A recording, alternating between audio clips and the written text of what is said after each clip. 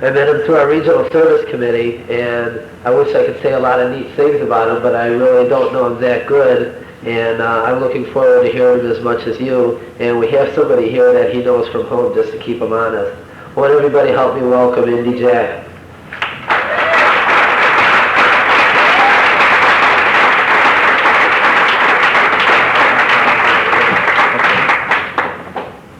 I am Jack. My name is, or I am Jack. I am an addict. Hi,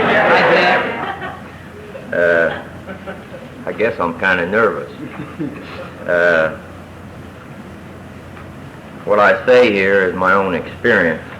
I'm just an addict, and I do not represent Narcotics Anonymous. I'm just recovering through you people, the 12 steps, our tradition, and a higher power. I kind of come here not really seeking recovery. Didn't know what recovery was, and I didn't know how to do it. I came here running, in trouble with the law, just wanting to know how to use successfully, or to control my usage, and to get out of a court case. And through coming to my first meeting in treatment, it was suggested that I went to this NA, and I asked what that was, and they told me it was Narcotics Anonymous, and my denial told her that I wasn't an addict because I didn't use heroin, or I didn't use a needle, and I just didn't understand. So that first meeting that I went to, people were smiling, and people were caring about one another, and I didn't understand that, and I didn't think that they were honest, and I thought they were phony, but there was something there that brought me to my next one, and I think that was that caring amongst the people sitting in that first meeting. And I started to grow there, and then there was people also sharing things around that meeting that we didn't ever have to use again, and that the easy does it, a day at a time, and at that time we didn't have a book, and we had the little white book, and we went by that, and I carried that around in my back pocket. And at one time early on, when I was going to those meetings, I was a rebellious person, the rattiest clothes I could wear, and a pair of gloves hanging out of my pocket. And, I didn't have the caring feeling that people in those meetings had. And I kept coming with that little white book, and I got a hold of a sponsor, and it was suggested to me that 90 meetings in 90 days. And I was hurting bad enough that I went to a couple meetings a day, and then after I got to like 60 meetings, or 60 days, I had 90 meetings, and I thought that I might be able to go see my using friends sitting around in their pubs and bars, and see how bad they missed me, and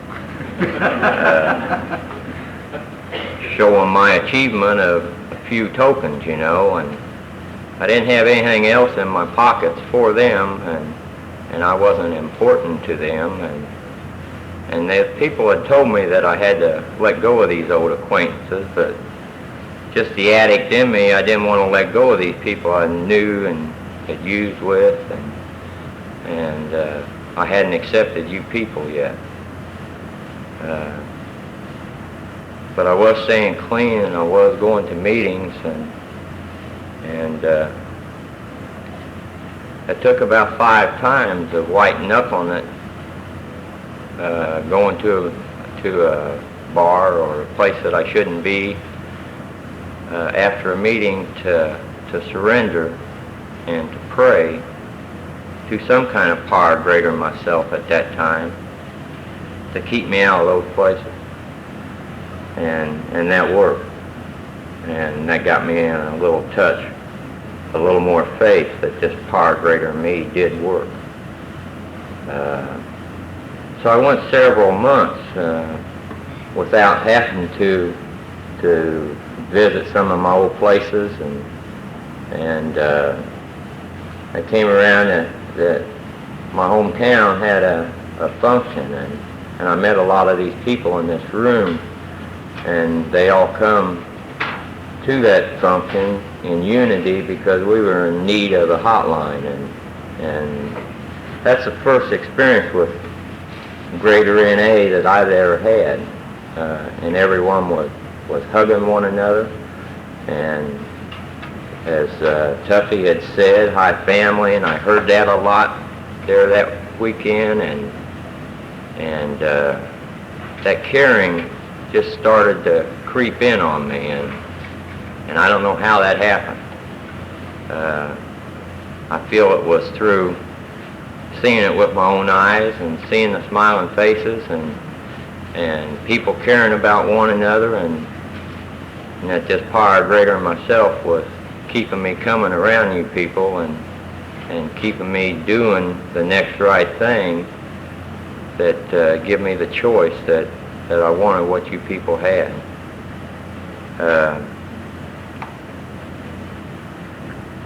I learned a lot that weekend, and I went to a lot of workshops, my first workshops, and I feel that that's what I needed. I had got involved in a little bit of service as a group secretary and a GSR, and I think that started my caring about people. And then when I had this function that I was able to go to, and there was a lot of them all around, I seen the flyers that I could have went, but I just didn't have the willingness to get off my duff and go. I was as scared as I was to get up here. And I went to that, and after the thing was over, and I guess it was what we call a success, it took a while to get that hotline. It took about 4 or 5 more months to finally, after we had got the money raised, that people were willing enough to answer the phone and to help that addict that was calling seeking some help. And we still have that hotline in service today through the Fellowship of Narcotics Anonymous, and it's working. We've had our troubles, we've had our ups and downs with it, but it's still working, and I guess that's normal. At that time, I wanted to go everywhere that I could possibly go, and I started going to these functions, spaghetti dinners and fundraisers and dances, and that's how I met you people. And just for today, you know, I have to keep in contact with a member of NA on a daily basis, and I try to do that.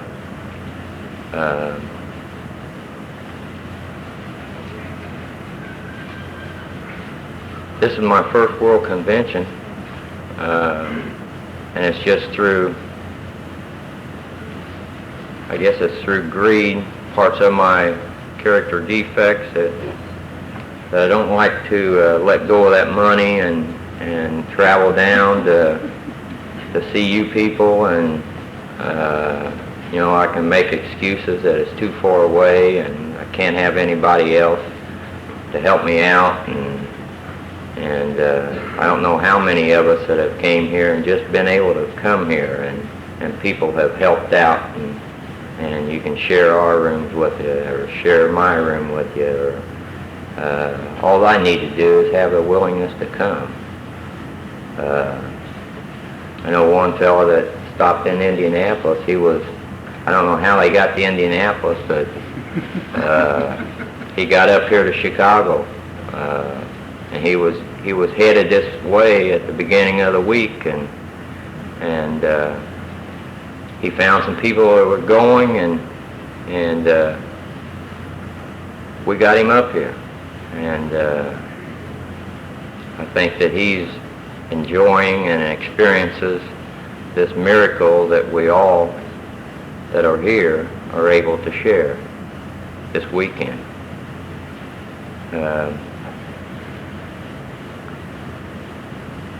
Further on, I'm getting in touch with things that were going on with me. I hung on to that first step for a long time. I had a sponsor that told me that I could take all the other ones to the dope man's house, and if I didn't accept my addiction, and I had a lot of trouble with that in the earlies, that I was real confused as far as what my addiction was. I just thought it was the drugs, and I didn't understand that it was the people, places, and things, the reactions, my emotions, the way I dealt with things. And I just didn't understand that, and I just kept coming around and opening those ears up and listening to the people that had already experienced that and had already went to where I was at, and they helped me along. They give me another gift in my recovery, and I just kept coming, and I just kept coming.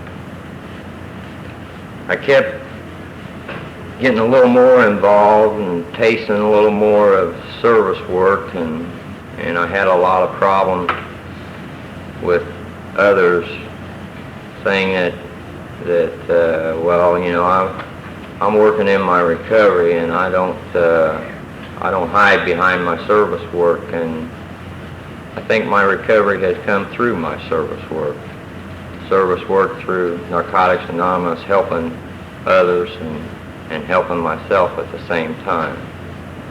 I want to be an active part of this program. The program gave my life to me. What I had before I found this program, I didn't like. I don't think anyone liked me. I was asked to leave places, and I came here and I was never asked to leave. People kept telling me to come back.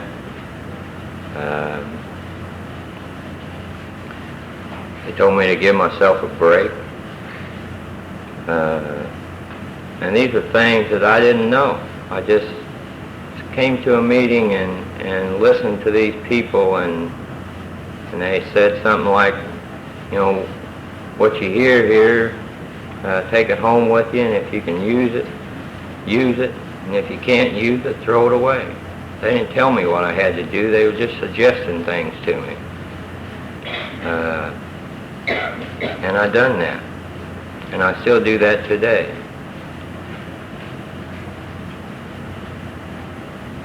I know early on there was someone that said something at a meeting about relationships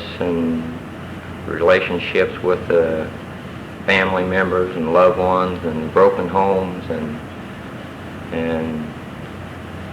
I was able to develop a relationship with my son as far as a caring relationship, and I don't see him as much as I seen him when I was using, but I think I've seen some t-shirts around here as far as quality instead of quantity, and the times that we see each other are real warm and real caring, and I've been able to share to him the disease of addiction that I have and the importance of the meetings and the things that I have to do to stay clean. And he understands, and hopefully he will not have to go what I had to go through.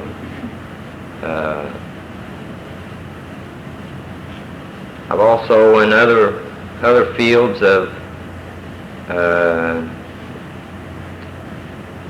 relationships, as far as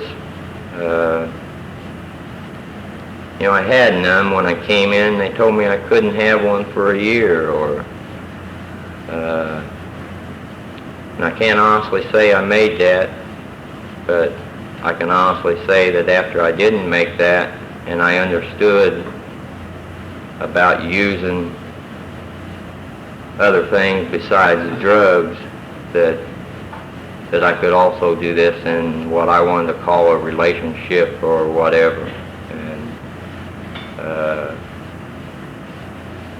And I just prayed about things, and they say that look out for what you pray for, because you might get it, and I prayed for a relationship, and I'm not regretting my higher power's decision, but I did get one, and it was, I can't explain it other than it was God sent, because there wasn't nothing but seeing each other in a few functions that I was able to go to, and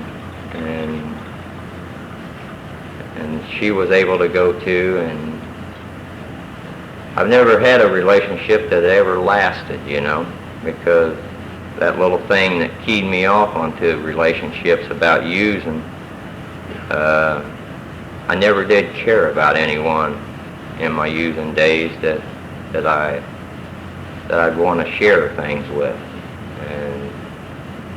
and that I want to take care of, and that I'd want to take care of me. And we've been together for a while now, and somehow, as long as we keep it in God's hands, it's working. It's whenever we want to take over and control the relationship instead of just letting go and letting God, then we're in a hell of a lot of trouble. And I can't say that we haven't had bad times in that relationship, but the good times has outweighed the bad times, and she hasn't left, and I haven't asked her to leave, and we're working things out through this program and through others in this program that's been where we're at today.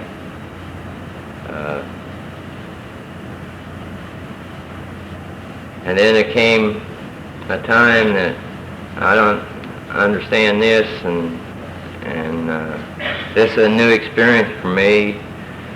Like I shared earlier, I have a son of my own, and I've built that relationship, and I'm into another relationship, and we met another addict that was going to meetings that we went to, and they were in a treatment center, and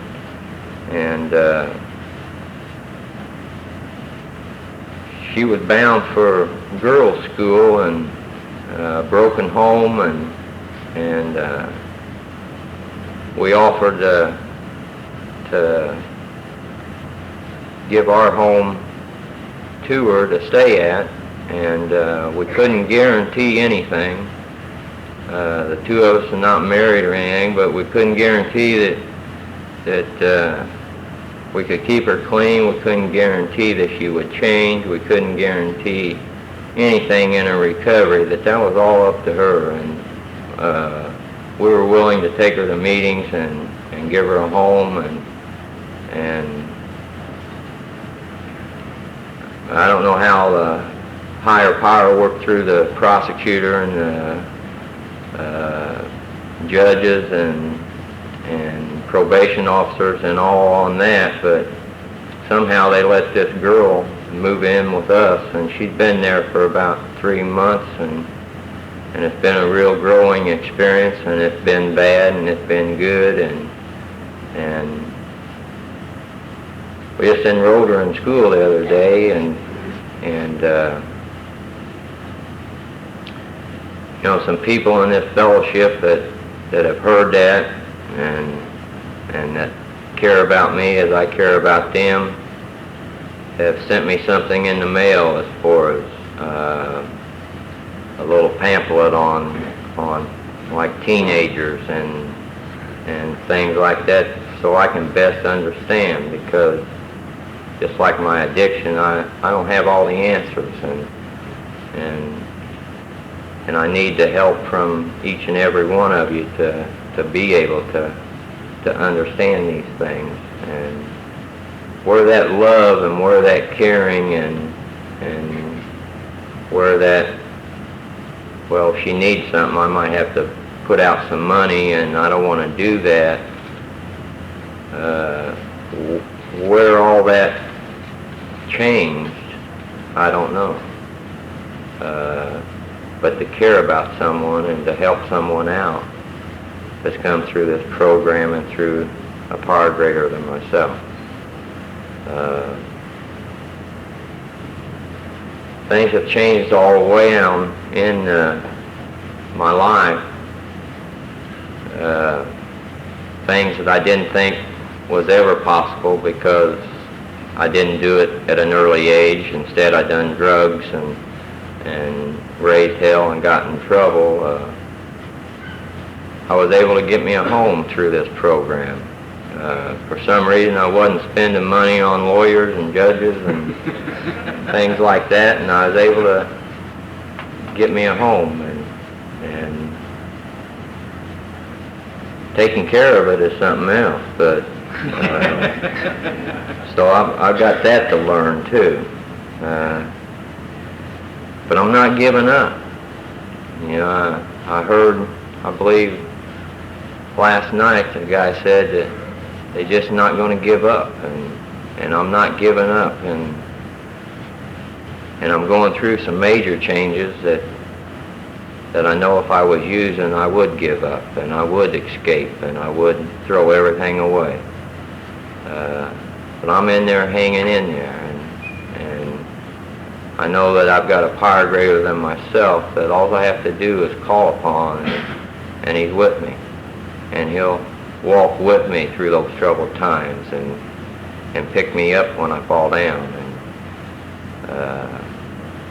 that faith and that belief in that power has gotten so strong for me that I turn to Him consciously every day that I live. I think I've probably taken up more than I'm able to, and I'd like to thank all of you for being here. I know who's here or is meant to be here, and hopefully us that have had that seed planted to us, maybe we can see that newcomer standing around not reaching out or not knowing what to do or not knowing how to become a part of what we have, and we can plant that seed in him or her, and maybe next year we'll have 25 or 3,000 recovering addicts coming to some other city that their recovery means more to them than money in the bank, which I had trouble with in the beginning.